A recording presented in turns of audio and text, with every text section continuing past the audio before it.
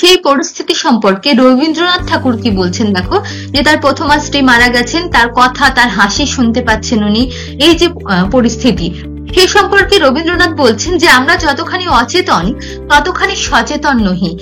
তাহলে দক্ষিণাচরণ বাবু এবং মনোরমা একসাথে বোটে করে বেড়াতে বার হচ্ছেন, সময় কি ছিল, পরিস্থিতি কি ছিল, কোন নদীতে করে যাচ্ছিলেন এবং মনোরমার পরনে কি ছিল, এগুলো কিন্তু মনে রাখতে হবে, তাহলে ভুল হওয়ার চান্স কম থাকবে। না হলে অনেক জানা সময় যে প্রশ্ন জানা উত্তর জানা তা সত্ত্বেও আমরা সিলেক্টের সময় ভুল সিলেক্ট করে আসি, সেটা কিন্তু একদমই করা যাবে না।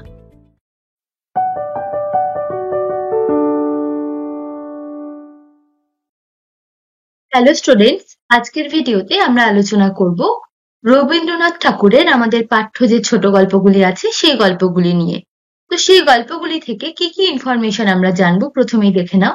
প্রথমেই লেখক পরিচিতি অর্থাৎ রবীন্দ্রনাথ ঠাকুর সম্পর্কে, রবীন্দ্রনাথ ঠাকুরের ছোট গল্প সম্পর্কে কিছু ইনফরমেশন জানবো, গল্পের পটভূমি দেখব, গ্রন্থ অর্থাৎ কোন গ্রন্থে প্রকাশিত হয়েছিল তার প্রকাশকাল ইত্যাদি দেখব, পত্রিকা কোন পত্রিকাতে প্রকাশিত হয়েছিল পত্রিকার প্রকাশকাল, গল্পে উল্লেখিত যে চরিত্রগুলি তার পরিচিতি, গল্পের সময়কাল, কাহিনী সংক্ষেপ, কিছু গুরুত্বপূর্ণ তথ্য, এছাড়াও এই গল্পটির কোনো নাট্যরূপ হয়েছিল কিনা, তার সম্পাদক কে ছিলেন, প্রযোজক কে ছিলেন, সমালোচকদের কোনো মন্তব্য আছে কিনা সেই গল্পগুলি সম্পর্কে, এবং বিগত সালের প্রশ্ন, এগুলি নিয়েই আমরা এই ভিডিওতে আলোচনা করব।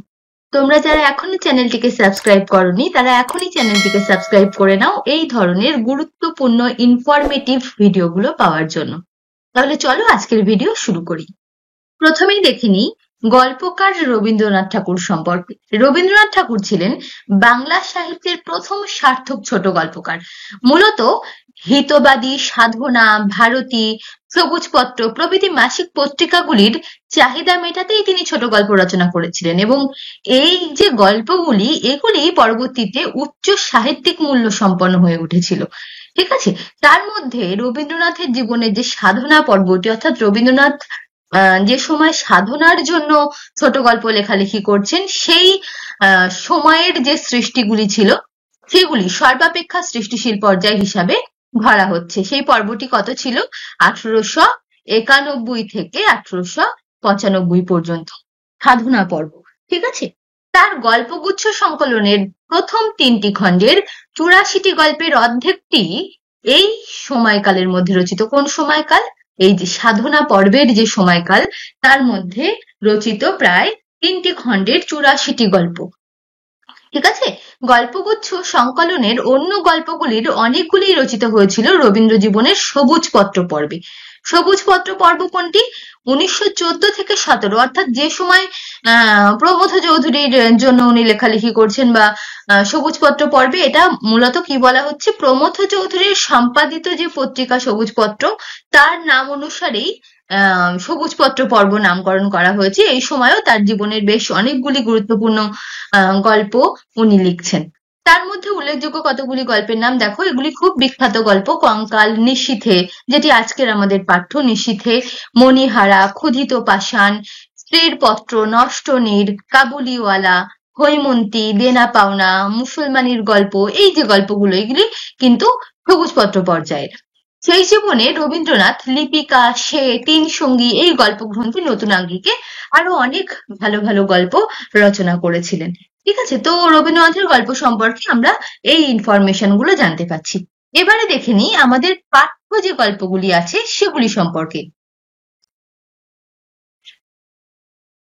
আমাদের পাঠ্য কি কি গল্প আছে তোমরা জানো যে নিশীথে, দুরাশা, স্ত্রীর পত্র আর হৈমন্তী এবং ল্যাবরেটরি, এই 5টি গল্প আমাদের পাঠ্য আছে। তো এই পাঠ্য গল্পগুলির গ্রন্থকার, কোন গ্রন্থে প্রকাশিত হচ্ছে, কোন পত্রিকাতে প্রকাশিত হচ্ছে সেগুলি আমাদের জানা প্রয়োজন। তো প্রথমেই দেখো নিশীথে গল্পটি সাধনা পত্রিকাতে প্রকাশিত হচ্ছে। প্রকাশকাল মাঘ 1301, গল্পগ্রন্থ হলো গল্পদশক 1302 যেটি প্রকাশিত এবং গল্পগুচ্ছতে পরবর্তীতে গল্পগুচ্ছ 2 এর অন্তর্ভুক্ত হচ্ছে এই গল্পটি।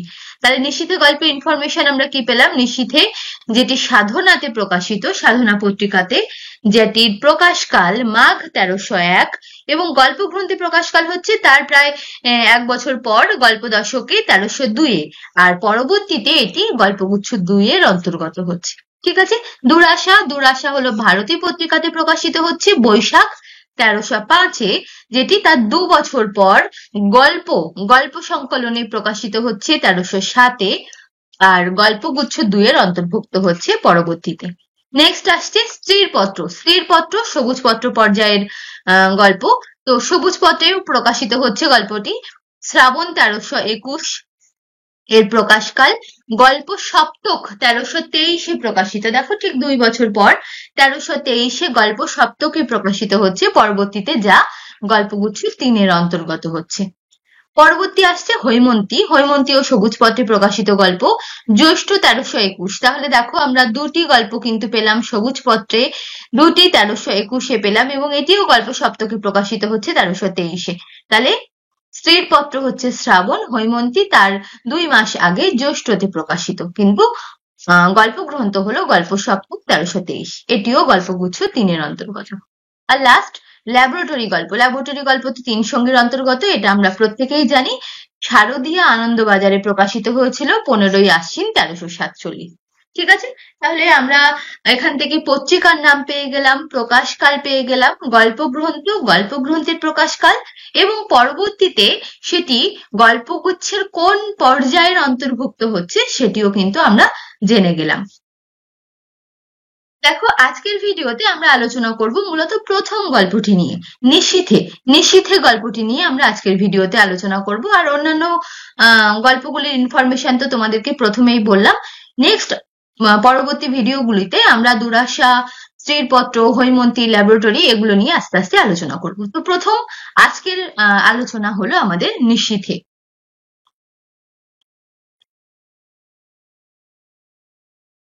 দেখো প্রথমেই দেখে নিই গল্পের পটভূমি। গল্পের পটভূমি বা একদম শুরুতেই আমরা কি দেখতে পাচ্ছি, সময়কাল রাত্রি 2:30, যেখানে একটি ডাক্তার বাবুর বাড়িতে আসছেন একজন ব্যক্তি, যিনি মদ্যপ অবস্থায় ছিলেন, যার নাম দক্ষিণাচরণ, জমিদার দক্ষিণাচরণ। এবং ডাক্তারের বাড়িতে কি কি ছিল সেই সময়, যে পরিস্থিতিতে বা যে জায়গাটিতে গল্পটি অভিনীত হচ্ছে বা গল্পটি হচ্ছে, সেখানে আমরা দেখতে পাচ্ছি একটি পিঠ ভাঙা চৌকি আছে, একটি প্যাক বাক্সের উপরে খবরের কাগজ পাতা আছে, এবং কুলুঙ্গির মধ্যে একটা ক্ষুদ্র টিনের ডিবায় কেরোসিনের আলো জ্বলছে। তাহলে এই রকম একটা পরিস্থিতিতে দক্ষিণাচরণ আসছেন ডাক্তারের বাড়ি, এবং দক্ষিণাচরণ তার জীবনের একটি পর্যায়, যে পর্যায়টি সে তার মন থেকে মুছতেই পারছে না, তেমন একটি পর্যায় সে ডাক্তারের সাথে আলোচনা করছে। ডাক্তারকে তার সেই পর্যায়টি, তার জীবনের সেই অংশটির গল্প ডাক্তারকে শোনাচ্ছে। ঠিক আছে। তো পরিস্থিতি কিরকম ছিল বুঝতেই পারছো, রাত্রি 2:30-এর সময় একজন বসে আছেন একটি পিঠ ভাঙা চৌকিতে, এবং আরেকজন বসে আছেন খবরের কাগজ পাতা একটি প্যাক বাক্সের উপরে, এবং সেখানে একটি কুলুঙ্গির মধ্যে টিনের ডিবায় কেরোসিনের আলো জ্বলছে, এবং শুরু হচ্ছে গল্পটি।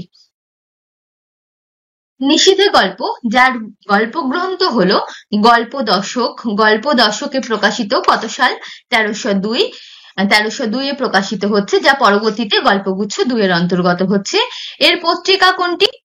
এর পত্রিকা হলো সাধনা পত্রিকা। সাধনা পত্রিকাতে প্রকাশিত হচ্ছে নিশীথে গল্পটি, এবং এটি প্রকাশকাল হলো মাঘ 1301। মাঘ 1301-এ প্রকাশিত হচ্ছে নিশীথে গল্পটি, পত্রিকা সাধনাতে। সাধনা পর্যায়, যে পর্যায়ে রবীন্দ্রনাথ তার বিখ্যাত যে সৃষ্টিগুলি করেছেন সেই পর্যায়। এবারে আসছে গল্পগুলির চরিত্র পরিচিতি নিয়ে। গল্পের মধ্যে আমরা বেশ কতগুলি চরিত্র পাচ্ছি।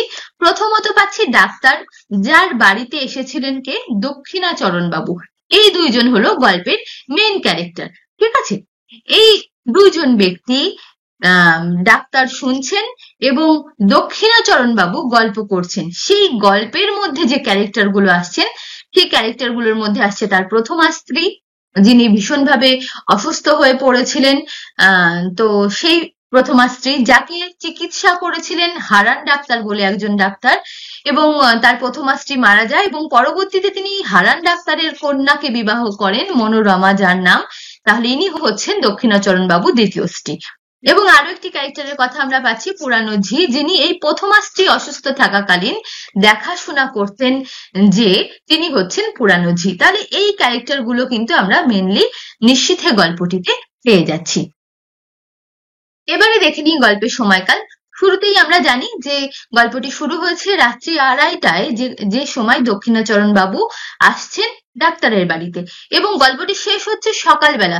যেই মুহূর্তে সকালবেলা রাস্তা দিয়ে গাড়ির আওয়াজ হচ্ছে, সঙ্গে সঙ্গে দক্ষিণাচরণ বাবুর যে ঘোরের মধ্যে উনি ওনার জীবনের কথাগুলি বলছিলেন, সেই ঘোর কেটে যাচ্ছে এবং উনি কোনো কথা না বলেই ওখান থেকে উঠে চলে যাচ্ছেন, এবং গল্পটি সেই সময় শেষ হচ্ছে। তাহলে সকালবেলাতে গল্পের শেষ হচ্ছে। দেখো, এবার দেখে নিই কাহিনী সংক্ষেপ এবং এই গল্পটি থেকে কি কি গুরুত্বপূর্ণ তথ্য আমরা পাচ্ছি। প্রথমত, প্রথম লাইন ডাক্তার ডাক্তার, এই যে উক্তিটি অবশ্যই দক্ষিণাচরণ বাবু, ইনি ডাক্তারকে ডাকছিলেন বাইরে থেকে দরজাতে টোকা দিয়ে। ঠিক আছে, তাহলে বক্তা দক্ষিণাচরণ বাবু। ডাক্তার জমিদার দক্ষিণাচরণ বাবুকে একটি পিঠ ভাঙা চৌকিতে বসতে দিয়েছিলেন।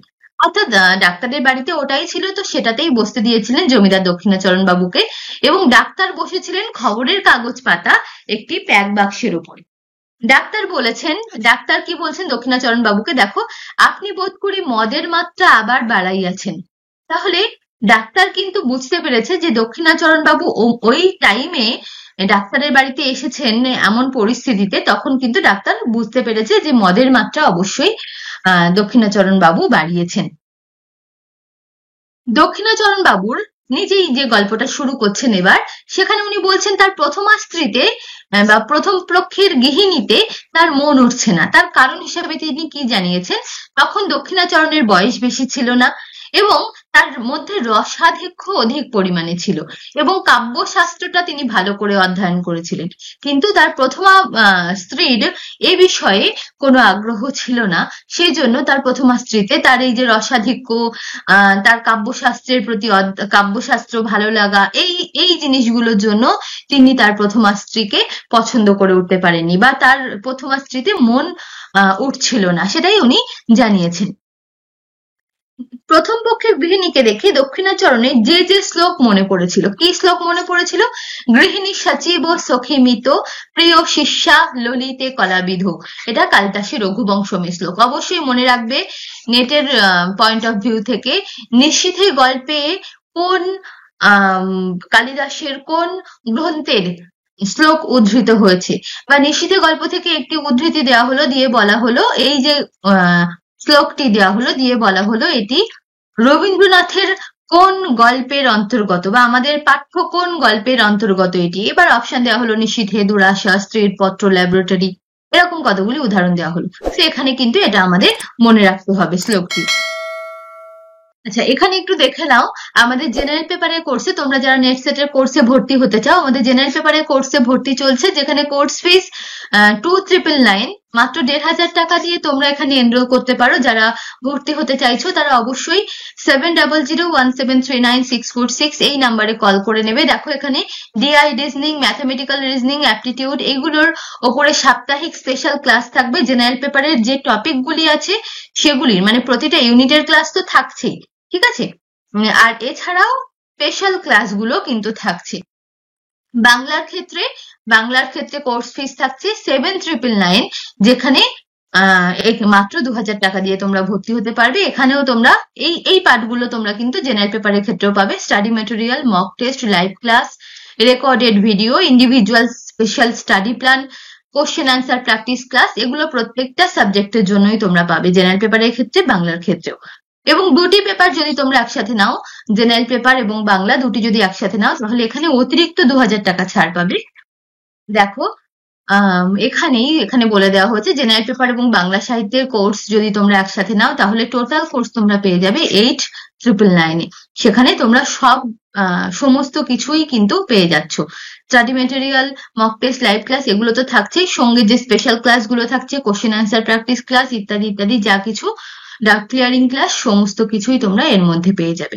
ঠিক আছে, যারা ভর্তি হতে চাইছো তারা অবশ্যই এই ফোন নম্বরে যোগাযোগ করে নাও, কল বা SMS করে। ঠিক আছে। এবারে চলে আসি আবার আমাদের আলোচনাতে। নিশীথে গল্পের কাহিনী সংক্ষেপ এবং গুরুত্বপূর্ণ তথ্য চলছিল। এখানে বলা হচ্ছে প্রথমা স্ত্রী, নিশীথে গল্পে দক্ষিণাচরণ বাবুর প্রথমা স্ত্রীর হাসবার আশ্চর্য ক্ষমতা ছিল।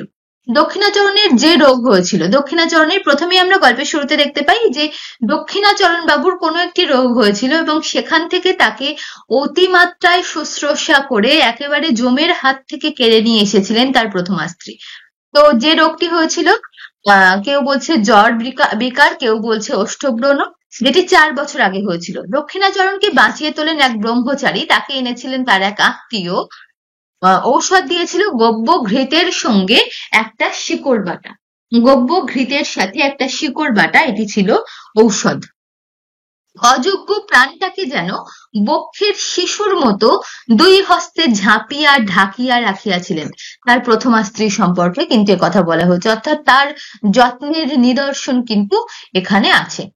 নেক্সট, অযোগ্য প্রাণ বলতে এখানে দক্ষিণাচরণের জীবন সম্পর্কে বলা হয়েছে। আহার ছিল না, নিদ্রা ছিল না, জগতের আর কোনো কিছুর প্রতি দৃষ্টি ছিল না। কার ছিল না? প্রথমা স্ত্রীর। কখন ছিল না? যখন দক্ষিণাচরণ বাবু অসুস্থ ছিলেন, তার শুশ্রূষার জন্য প্রথমা স্ত্রীর তার নিজের আহার, নিদ্রা এবং জগতের আর কোনো কিছুর প্রতি তার আর কোনো দৃষ্টি ছিল না। এবং দেখা যায় অচিরেই দক্ষিণাচরণ বাবু সুস্থ হয়ে ওঠে এবং তার প্রথমা স্ত্রী অসুস্থ হয়ে পড়েন। দক্ষিণাচরণের অসুখের সময় প্রথমা স্ত্রী গর্ভবতী ছিলেন। তিনি প্রসব করেন একটি মৃত সন্তান। দক্ষিণাচরণের বাড়ি বরানগরে, বাগানের সামনে দিয়ে গঙ্গা নদী প্রবাহিত। বাগানে কি কি ফুল আছে দেখো, ফুলগুলির নাম অবশ্যই মনে রাখবে এবং এখান থেকে ক্রম সাজানো আসতে পারে। নামগুলি পরপর মনে রাখার চেষ্টা করবে। বেল, জুই, গোলাপ, গন্ধরাজ, করবী, রজনীগন্ধা ইত্যাদির প্রাদুর্ভাব কিন্তু খুব বেশি ছিল। প্রথমা স্ত্রী সেখানে বসতে চায়। কোথায় বসতে চায়? বাগানে বসতে চায়। কোন দিন? শুক্লাপক্ষের সন্ধ্যায়, চৈত্রের শুক্লাপক্ষের সন্ধ্যায়। এমনই আরো একটি দিনের কথা দ্বিতীয় স্ত্রী বাগানে বসতে চেয়েছিলেন, সেই ইনফরমেশনটাও কিন্তু তোমাদের মনে রাখতে হবে। প্রথমা স্ত্রী বাগানে বসতে চায় চৈত্রের শুক্লাপক্ষের সন্ধ্যায়। এলাহাবাদে প্রথমা স্ত্রীকে চিকিৎসা করতো কে? করতো হারান ডাক্তার। উনি চিকিৎসার জন্য প্রথমা স্ত্রীকে নিয়ে এলাহাবাদে গিয়েছিলেন এবং সেখানে যে চিকিৎসক তাকে চিকিৎসা করতেন তিনি হলেন হারান ডাক্তার। এই হারান ডাক্তার দক্ষিণাচরণ বাবুদের স্বজাতীয় এবং তার কন্যার নাম ছিল মনোরমা, যে অবিবাহিত, যার বয়স হচ্ছে 15 বছর। ঠিক আছে? হারান ডাক্তার বলেছে মনের মতো পাত্র পায়নি, তাই তিনি মনোরমাকে বিবাহ দেননি। কিন্তু কানাঘুষো শোনা যায় যে মেয়েটির কুলের দোষ ছিল। তাহলে মনোরমার 15 বছর বয়স আমরা দেখতে পাচ্ছি এবং তার এখনো বিয়ে হয়নি। তার কারণ হচ্ছে হারান ডাক্তার বলেছে তিনি মনের মতো পাত্র পাননি, আর কানাঘুষো যেটি শোনা যায় তা হলো মেয়েটির কুলের দোষ ছিল, তাই বিবাহ হয়নি। প্রথমা স্ত্রী যখন অসুস্থ হয়ে পড়েছিলেন সেই সময় তাকেই যত্ন করত কে? পুরানো ঝি। পুরানো ঝি, যার ক্যারেক্টারের মধ্যে, চরিত্রের পরিচিতির মধ্যেই কিন্তু আমরা এনার নাম পেয়েছি। প্রথমা স্ত্রী খেয়েছিল ব্যথায় মালিশ করার ওষুধ, শিশির রং ছিল নীল রঙের। তাকে 2টি শিশি দিয়ে যাওয়া হয়েছিল, একটি মালিশ করার জন্য, একটি খাওয়ার জন্য। এবং যেটি মালিশ করার শিশি সেটি তাকে কখনোই যেন ভুল করে না খায়, কারণ সেটি অতিশয় বিষ, এমন কথাও কিন্তু প্রথমা স্ত্রীকে বলে যাওয়া হয়েছিল। এবং সে তার মালিশ করার সেই ওষুধটি ব্যথা যন্ত্রণা থেকে মুক্তি পাওয়ার জন্য কিন্তু সে ওই ওষুধটি নিজে খেয়ে ফেলে এবং তার ফলেই তার মৃত্যু হয়। মনোরমাকে পরনে যার ছিল সাদা শাড়ি, তাহলে প্রথমা স্ত্রীর কিন্তু মৃত্যু হয়ে যাচ্ছে। এবার উনি দেখা যাচ্ছে যে দ্বিতীয় স্ত্রী অর্থাৎ মনোরমাকে বিবাহ করছেন। মনোরমার পরনে ছিল সাদা শাড়ি। দক্ষিণাবাবু বকুলতলায় নিয়ে যায়। মনোরমাকে দক্ষিণাবাবু বকুলতলায় নিয়ে যাচ্ছে প্রথম শরতের সন্ধ্যায়। তাহলে একটু আগে আমরা পেয়েছিলাম বাগানে গিয়ে বসছেন প্রথমা স্ত্রীর সাথে চৈত্র শুক্লাপক্ষের সন্ধ্যায়, তাই তো? আর এখানে মনোরমার সাথে উনি বকুলতলায় গিয়ে বসছেন প্রথমা শরতের সন্ধ্যায়। কৃষ্ণপক্ষ ছিল, চাঁদ সে সময় পীতবর্ণ এবং ভাঙা অবস্থাতে ছিল। তাহলে মনে রাখতে হবে এই ইনফরমেশন গুলো, প্রথমা স্ত্রীর বেলাতে কি ছিল এবং দ্বিতীয় স্ত্রীর বেলাতে কি ছিল। ঠিক আছে? দক্ষিণাবাবু মনোরমাকে নিয়ে বোটে করে বের হন অঘ্রাণ মাসে। গঙ্গা বেয়ে এসে পৌঁছান পদ্মায়। তাহলে গঙ্গায় বেরিয়েছিলেন, গঙ্গা বেয়ে তিনি পদ্মাতে এসে পৌঁছান বেড়াতে বেরোন উত্তর পাড়ের তৃণশূন্য বালির চরে, দক্ষিণের উঁচু পাড়ের উপর আমবাগান।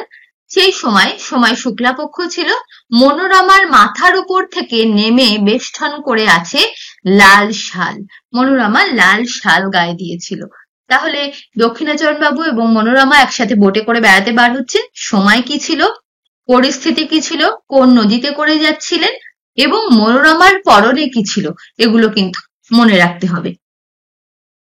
এবারে দেখে নিই নিশীথে গল্পটির মোট কয়টি ভাগ। নিশীথে গল্পটি দেখো, দক্ষিণাচরণ বাবু তার যে কাহিনী তিনি ডাক্তারবাবুকে বলছেন, সেই কাহিনীটি টোটাল তিনি 4 ভাগে ভাগ করে বলছেন। ঠিক আছে, তাহলে এখানে আমরা নিশীথে গল্পটির 4টি ভাগ পেলাম। এবারে চলে আসি নিশীথে গল্পের বাহ্যিক বেশ কিছু ইনফরমেশন সেগুলি সম্পর্কে। দেখো, নিশীথে গল্পটির নাট্যরূপ দেওয়া হয়েছিল, যে নাট্যরূপ দিয়েছিলেন ক্ষিতি মুখোপাধ্যায়। ক্ষিতি মুখোপাধ্যায় যে নাট্যরূপ দেন, সম্পাদক ছিলেন সমরেশ ঘোষ, এবং সেই নাট্যরূপ প্রযোজনা করেন জগন্নাথ বসু। তাহলে 3টি ইনফরমেশন আমরা পেলাম। নাট্যরূপ দেন ক্ষিতি মুখোপাধ্যায়, সম্পাদক ছিলেন সমরেশ ঘোষ এবং প্রযোজনা করেন জগন্নাথ বসু। আচ্ছা, এখানে একটা কথা বলে রাখি, যারা অল ইউনিট মক টেস্ট দিতে চাইছো, এই শেষ মুহূর্তে মক টেস্ট দিয়ে যারা নিজেদেরকে যাচাই করতে চাইছো, তারা অবশ্যই আমাদের সাথে যোগাযোগ করতে পারো। 20টি সেট 100 নম্বরের থাকছে এবং 200 নম্বরের 2টি সেট থাকছে, যেখানে প্রতিটা সেটে তোমরা অল ইউনিট থেকে প্রশ্ন পাবে এবং প্রতিটা স্ট্যান্ডার্ড কোশ্চেন সহ বোধ পরীক্ষণ, যে বোধ পরীক্ষণ তোমাদের পরীক্ষাতে থাকে প্রতিবার নেটের পরীক্ষাতে, সেই বোধ পরীক্ষণও কিন্তু সেট থাকবে এই সেটের মধ্যে। তো তোমরা যারা যোগাযোগ করতে চাইছো তারা অবশ্যই এই নম্বরে যোগাযোগ করে নাও। আর এই অফারটি থাকবে একদমই 399 নয়, 299 পেয়ে যাবে তোমরা এটি 30শে নভেম্বর পর্যন্ত। 30শে নভেম্বরের মধ্যে যারা যোগাযোগ করবে তারা এই সেটটি 299 পেয়ে যাবে। এতটি কোশ্চেনের সেট, 22টি সেট, ঠিক আছে, 299 মাত্র। এত অল্পতে তোমরা কিন্তু আর কোথাও পাবে না এরকম সেট। তোমরা অবশ্যই যোগাযোগ করতে পারো এই ফোন নম্বরে কল বা SMS করে। অফারটি আবারও বলছি 30শে নভেম্বর পর্যন্ত কিন্তু থাকবে, তারপরে কিন্তু এই অফার আর থাকবে না, তখন 399 দিয়েই তোমাদেরকে নিতে হবে। এবারে চলে আসি নিশীথে গল্প সম্পর্কে সমালোচকরা কি মন্তব্য করেছেন। সমালোচক সুকুমার সেন বলছেন যে এটি ভূত ছাড়া ভূতের গল্প, অর্থাৎ এখানে ভূত নেই অথচ একটা ভুতুড়ে আভাস আছে গল্পটিতে, যেখানে বারে বারে দক্ষিণাচরণ বাবু তার মৃত প্রথমা স্ত্রীর হাসি শুনতে পাচ্ছেন, কথা শুনতে পাচ্ছেন, এইরকম একটি ব্যাপার আছে এবং একটা রোমাঞ্চকর পরিস্থিতি এই গল্পের মধ্যে উপস্থাপন করা হয়েছে। রাত্রি 2:30টার সময় অন্ধকার, কেরোসিনের আলো, এইরকম একটা পরিস্থিতি। তো এটি অবশ্যই ভূত ছাড়া ভূতের গল্প, কথা বলছেন সুকুমার সেন।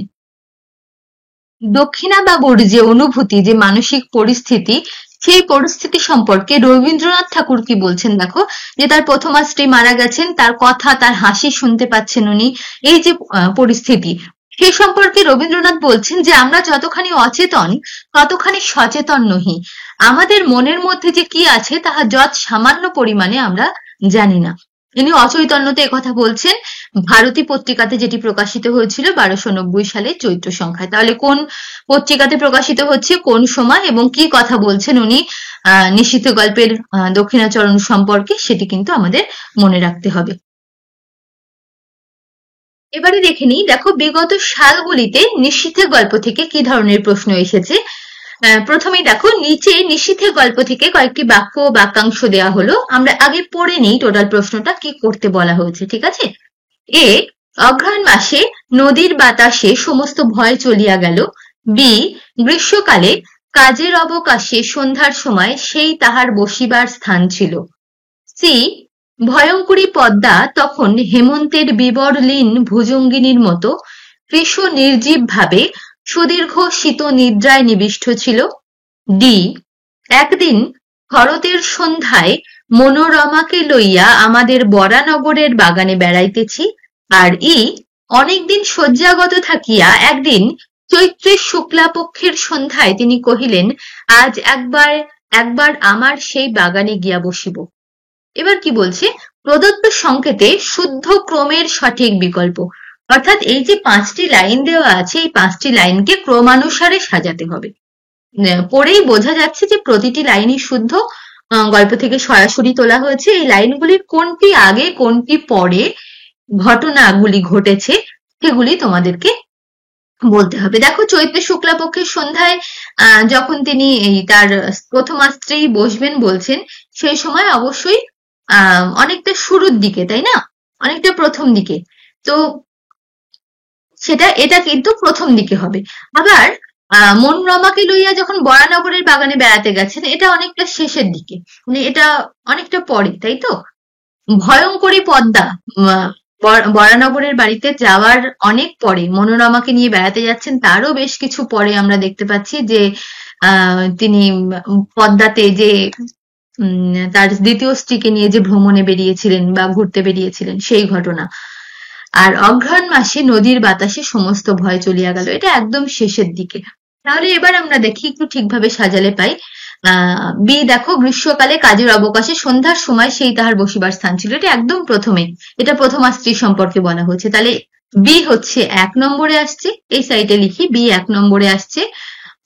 তারপরে প্রথমা স্ত্রীর কথা আবারও ই হচ্ছে 2 নম্বরে আসছে। নেক্সট দেখো, একদিন শরতের সন্ধ্যায়, এই যে 3টি ঘটনা আছে এ, সি এবং ডি, এর মধ্যে ডি হচ্ছে 3 নম্বরে আসবে। তারপরে গিয়ে তারা ওই পদ্মা নদীতে বেড়াতে গিয়েছিল, তাই না?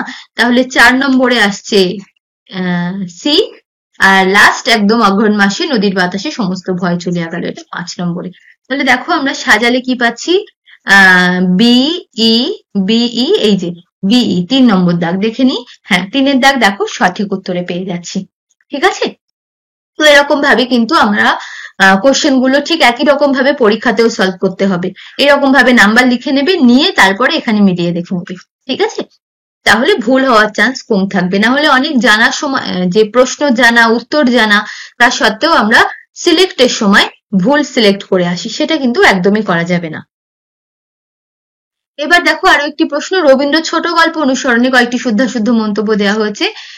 টোটাল যে 5টি গল্প আছে, 5টি গল্প থেকে 5টি লাইন দেওয়া হয়েছে। সবুজপত্র পত্রিকায় প্রকাশিত হৈমন্তী গল্পটি সাধু ভাষায় লেখা। নিশীথে গল্প থেকে দক্ষিণাচরণের কাহিনী বিবৃত হয়েছে একজন ডাক্তারের বয়ানে, যে দক্ষিণাচরণের বয়ানে নাকি ডাক্তার বলছেন তার বয়ানে, কিভাবে এসছে। ল্যাবরেটরি গল্পে রেবতীর সঙ্গে নীলার প্রথম সাক্ষাৎ বোটানিক্যালে। স্ত্রীর পত্র গল্পে শ্বশুর বাড়িতে মৃণালের একমাত্র মুক্তির জায়গা ছিল তার কবিতার খাতা। আর দুরাশা গল্পের সূচনা একটি শীতের কুয়াশাচ্ছন্ন সকালে। তাহলে এর মধ্যে কোনটি শুদ্ধ কোনটি অশুদ্ধ বেছে নিতে হবে। দেখো, শুদ্ধ হিসেবে আমরা পাই এখানে এই লাইনটি কিন্তু অবশ্যই ভালো করে পড়বে। কোনটি শুদ্ধ যদি সেটি নির্বাচন করতে বলে তাহলে তো ঠিক আছে, কিন্তু যদি এমন প্রশ্ন থাকে যে এই মন্তব্যগুলির মধ্যে কোনটি অশুদ্ধ সেটি নির্বাচন করো, তাহলে কিন্তু একদমই ভুল হয়ে যাবে জানা প্রশ্ন। তাহলে ঠিক করতে হবে। দেখো এখানে দেখে নি, ক ঠিক, অর্থাৎ সবুজ পত্র পত্রিকায় হৈমন্তী গল্পটি সাধু ভাষায় লেখা। গ, ল্যাবরেটরি গল্পে রেবতীর সঙ্গে নীলার বোটানিক্যালে সাক্ষাৎ হয়। এবং ঘ, স্ত্রীর পত্রে মৃণালের যে মুক্তির জায়গা তা ছিল কবিতার খাতা। এবং নিশীথে গল্প যেটি বলা হচ্ছে ডাক্তারের বয়ানে নয়, একদমই দক্ষিণাচরণের বয়ানেই ওটি হয়েছে, আমরা এত সময় পড়লাম সেটি নিশীথে গল্প। তাহলে এই হচ্ছে উত্তর। নেক্সট দেখো আরো একটি প্রশ্ন, খুব ইজি টাইপ কোশ্চেন দেওয়া হয়েছে। মনোরমার বাবার নাম, একদমই সোজা প্রশ্ন, হারান ডাক্তার ছিল মনোরমার বাবার নাম, তাই না? আরো একটি প্রশ্ন দেখো, নিশীথে গল্পে দক্ষিণাচরণ বাবু তার কাহিনীটি বিবৃত করেছিলেন মোট যে কটি উপবিভাগে। আচ্ছা, এই প্রশ্নগুলি কিন্তু সবগুলো নেটে এসেছিল, খেয়াল রাখবে। সেই সংখ্যাটি হলো কটি? 4টি সংখ্যা, আমরা একটু আগেই বললাম 4টি ভাগে ভাগ করা হয়েছে, তাই তো? তাহলে এই ছিল নিশীথে গল্প থেকে আমাদের আজকের আলোচনা। তোমাদের যদি এই আলোচনাটি ভালো লাগে তবে অবশ্যই তোমরা কমেন্টে জানিও কেমন লেগেছে। আর ভিডিওটি যদি ভালো লাগে তাহলে অবশ্যই লাইক করো, চ্যানেলে নতুন হলে সাবস্ক্রাইব করে নিও। আর তোমাদের বন্ধু বান্ধব ভাই বোন যদি কেউ থাকে যে যারা নেট পরীক্ষা দিচ্ছে বা অন্যান্য কম্পিটিটিভ এক্সাম দিচ্ছে, আমাদের চ্যানেলে অন্যান্য ভিডিও আছে, তো তাদেরকেও তোমরা চ্যানেলের লিংক সাবস্ক্রাইব করার জন্য পাঠাতে পারো, চ্যানেলটি ভিজিট করার জন্য পাঠাতে পারো। তো দেখা হচ্ছে নেক্সট ভিডিওতে। তত সময়ের জন্য চলো টাটা।